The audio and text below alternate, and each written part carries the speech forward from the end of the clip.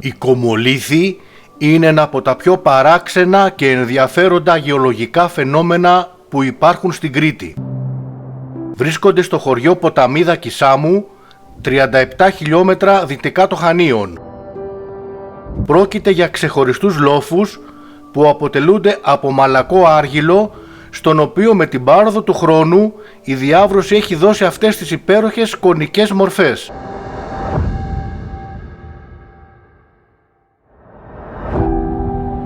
Όπως βλέπουμε, έχουν δημιουργηθεί μικρά και μεγαλύτερα μετέωρα σαν πυραμίδες, παντελώς γυμνά από βλάστηση στα πλάγια, αλλά με θάμνους στις κορυφές τους, δημιουργώντας μια έντονη αντίθεση.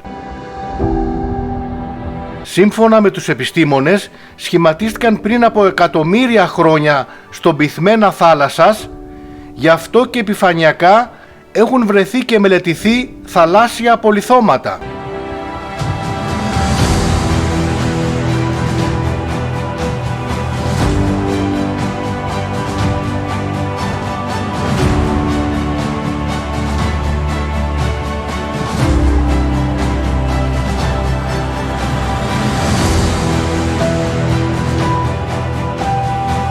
Ερευνητές από το Πανεπιστήμιο Κρήτης έχουν ανακαλύψει ότι τα ειζήματα της ποταμίδας περιέχουν μεταξύ άλλων σιδηροπυρίτη και ίχνη χρυσού.